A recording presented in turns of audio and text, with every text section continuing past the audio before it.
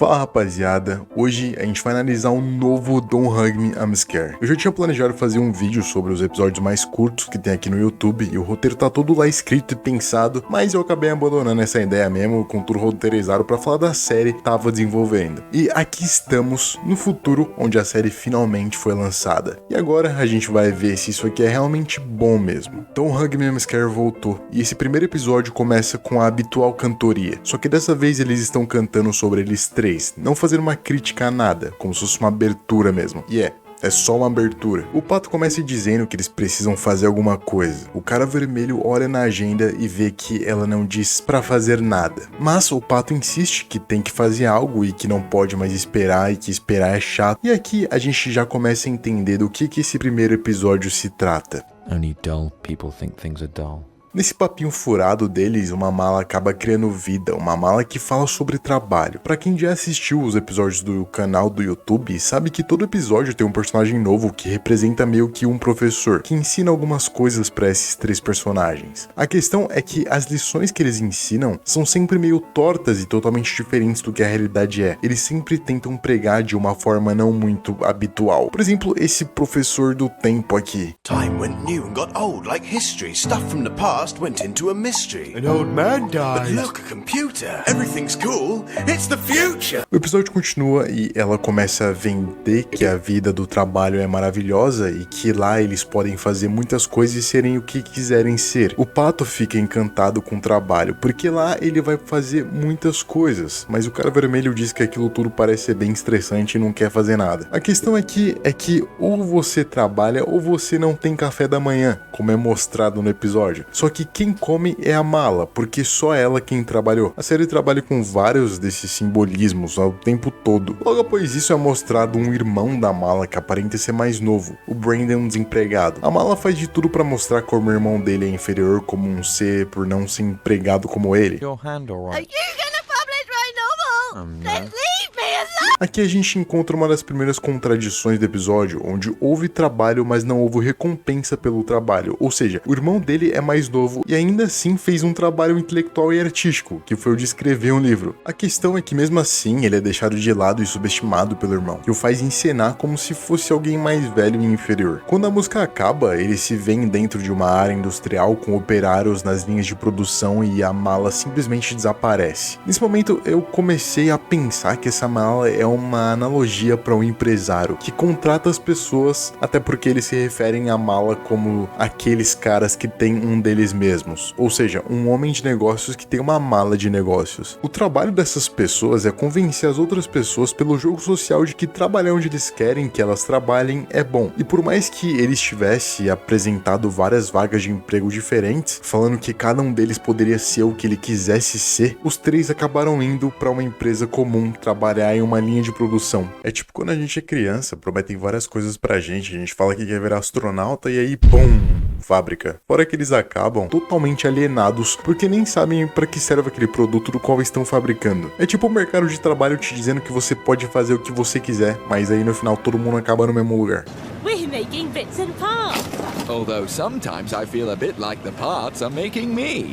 That makes me laugh. Essa frase me lembrou sobre a alienação do trabalho, um conceito que um dos filósofos mais amados e odiados de todos os tempos falou. Você deve conhecer ele, pelo bem ou pelo mal, mas eu peço que você não julgue pelo nome e sim pela fala. Então eu cito aqui o Karl Marx, que escreveu: vivendo no universo da mercadoria, o trabalhador também se torna mercadoria, distanciando-se dos outros homens e até de si mesmo. A alienação no universo do trabalho é tão grande que o alienado se vê preso àquilo de tal forma que ele começa a se sentir despersonalizado. Sorry, I'm just at work.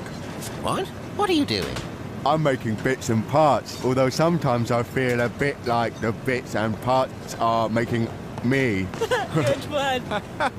Novamente, a gente vê essa afirmação deixando cada vez mais claro a crítica do episódio, que pode ser bem óbvia em alguns momentos, mas que requer um pouco mais de profundidade intelectual para se entender bem. A risada dos operários depois dessa frase mostra que eles levam isso como uma brincadeira. Sem que eles percebam, eles perdem as suas identidades em nome de algo que eles nem sabem o que fazem. A gente continua e vê que o Pato faz um péssimo trabalho ao tentar participar da linha de produção, e quando ele vai tentar trabalhar em outro setor, ele acaba sendo bem arrogante, falando que ele deveria ter um capacete por ter um cérebro mais valioso. Daí ele arranca o capacete de um cara e essa coisa aparece. Tipo uma minhoca, essa coisa me lembrou aquela música do Pink Floyd, que eu não lembro o nome agora, mas vai estar aí na tela, eu acho. Na verdade, o Pato era o que mais queria trabalhar e talvez o único dos 3 que queria fazer isso. E ele é o que mais se dá mal. Isso porque o cara vermelho fica na sala do chefe só atendendo ligações e sendo tratado muito bem, enquanto o cara amarelo faz amizade com os outros operários e consegue socializar suave. E já o Pato, talvez pela arrogância e por se achar superior, tá se dando bem mal. Na verdade, por ele ser o mais diferente ali, as pessoas oprimem ele, o ambiente oprime ele até que ele se enquadre. Já do outro lado do episódio, nós temos o cara vermelho que acabou virando o chefe por atender as ligações e porque a impressora gostou dele. Por ele ser o chefe, ele ganhou o poder absoluto sobre tudo e todos, e ele pode fazer coisas bem absurdas com esse poder. Fire somebody! Fire me! Okay, calm down. I mean, Fire him or kill him. Fire the whole world! Mas aqui fica o meu questionamento. O poder do chefe nada mais é do que a crença de outras pessoas de que o chefe tem esse poder, e não o poder em si. O chefe pode te mandar fazer as coisas, mas quem decide fazer em última instância é você e sua capacidade. Esse episódio critica com muita maestria como as pessoas enxergam o chefe e como elas dão poder absoluto pra ele. Depois disso, a gente começa a ver um tipo de vídeo apresentando a empresa e, como é de se esperar, aquilo não diz nada de verdade. Nem o nome da empresa diz do que é aquela empresa. I imagine you've probably been thinking a bit about what part you play. Like a sporting team or the army, our business runs on something called teamwork. Literalmente em nenhum momento foi dito no que essas pessoas trabalham de verdade, ou seja, todo mundo tá ali produzindo algo, mas ninguém sabe dizer o que é. Isso me lembrou de um pequeno texto que é mais ou menos o seguinte: sou operário e trabalho numa fábrica de aspiradores. Um aspirador poderia ser muito útil para minha mulher, por isso todos os dias eu levo uma peça escondida para casa. Ali tento montar um aspirador, mas não importa como tento montar as peças, o resultado é sempre uma metralhadora. A gente segue e vê o Pato sendo mandado pra algum lugar por ter tirado a impressora do lugar e enfrentado a autoridade do cara vermelho. Depois disso, parece que de alguma forma aquele poder subiu a cabeça do cara vermelho, que, como vocês bem se lembram do começo do episódio, não queria fazer nada, e de certa forma ele foi o único que teve o que queria, que era ficar sem fazer nada. E o que o chefe, nesse caso, está fazendo além de ficar sentado sem fazer nada? Ele fica falando que tá ocupado, mas continua ali à toa.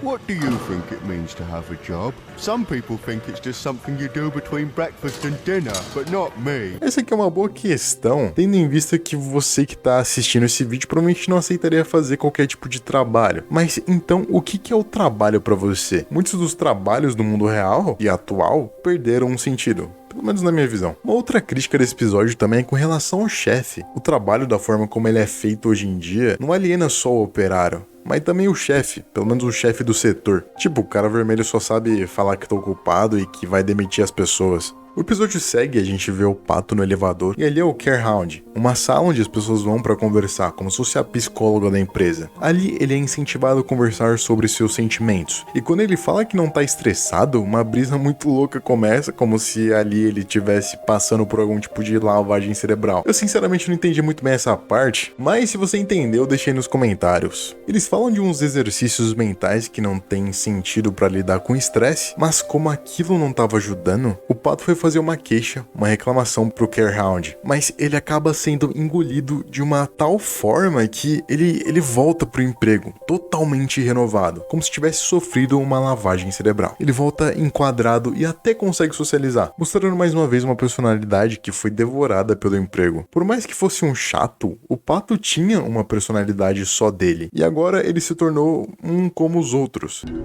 I'd better get back to work. I'm part of the team.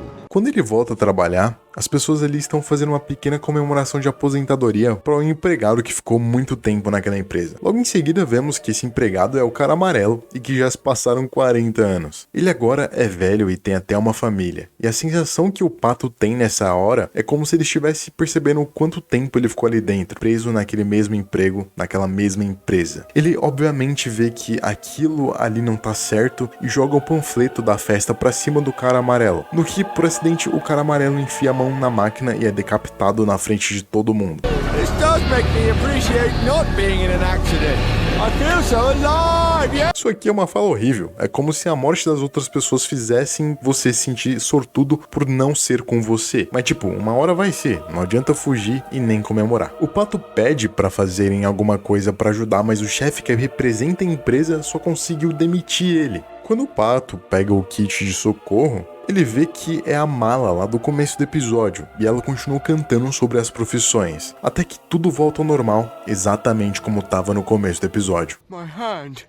My child. No final, o Pato pergunta o porquê daquilo, porque eles passaram por tudo aquilo, e a Mala joga uma moeda. Se você trabalha, você ganha dinheiro. E nem é tanto dinheiro assim, foi bem pouco, na verdade, R$1, 1 centavo. Ou seja lá qual for a moeda desse mundo deles. E essa moeda ainda fura o olho do Pato. Bom, esse episódio mostra claramente uma crítica ao trabalho, e deixa bem claro uma desigualdade. Uma desigualdade entre o que você recebe e o que você faz. Ou seja, era pra você estar ganhando muito mais comparado ao que você faz. E assim, o episódio termina. O primeiro episódio da nova série de Don't Hug Mom's Care. Bom, eu sei que tem muito mais nesse episódio, muito mais do que eu poderia sequer falar aqui. Faltou falar do conceito de mais-valia no final do episódio, mais sobre a alienação do trabalhador e os direitos trabalhistas. Mas isso eu vou deixar por sua conta. Enfim, se você gostou e você quer mais, comenta, deixa o like, seja membro.